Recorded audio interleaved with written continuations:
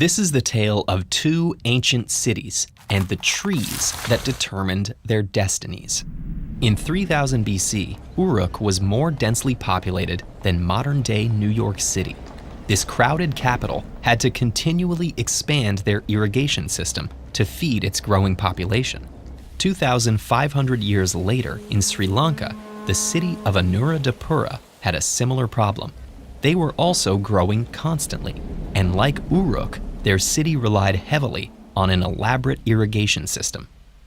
As Uruk grew, its farmers began chopping down trees to make space for more crops.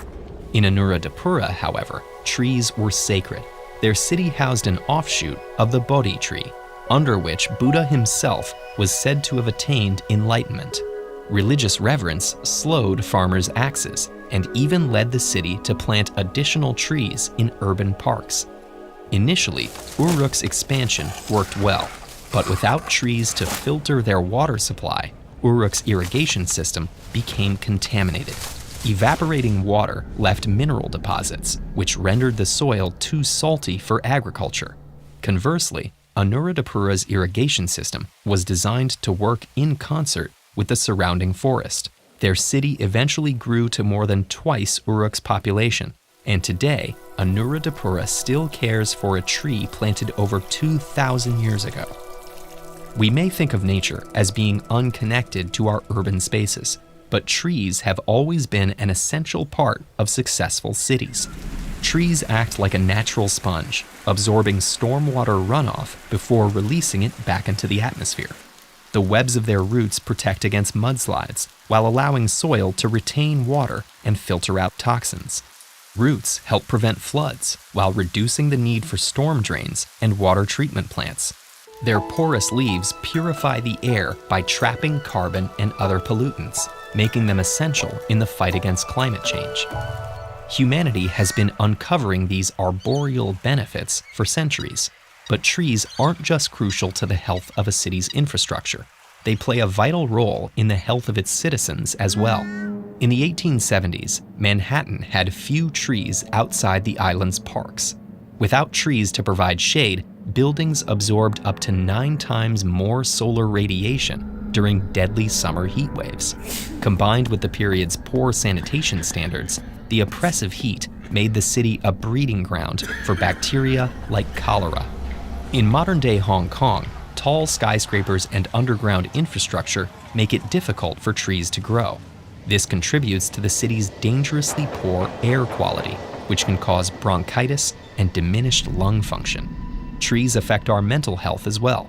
Research indicates that the presence of green foliage increases attention spans and decreases stress levels. It's even been shown that hospital patients with views of brick walls recover more slowly than those with views of trees.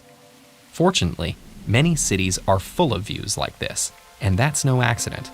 As early as the 18th century, city planners began to embrace the importance of urban trees. In 1733, Colonel James Oglethorpe planned the city of Savannah, Georgia, to ensure that no neighborhood was more than a 2-minute walk from a park. After World War II, Copenhagen directed all new development along 5 arteries, each sandwiched between a park. This layout increased the city's resilience to pollution and natural disasters. And urban trees don't just benefit people. Portland's Forest Park preserves the region's natural biodiversity, making the city home to various local plants, 112 bird species, and 62 species of mammals. No city is more committed to trees than Singapore.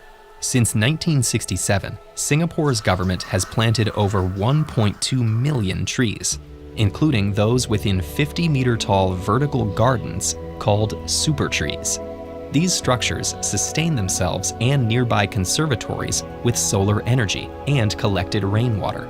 Trees and vegetation currently cover over 50% of Singapore's landmass, reducing the need for air conditioning and encouraging low-pollution transportation. By 2050, it's estimated that over 65% of the world will be living in cities. City planners can lay an eco-friendly foundation, but it's up to the people who live in these urban forests to make them homes for more than humans. The time to get involved with the climate movement is now. Don't know where to start? We've partnered with the UN to create a 30-day challenge designed to teach you everything you need to know to become a part of the solution. Start the challenge with a friend or family member today.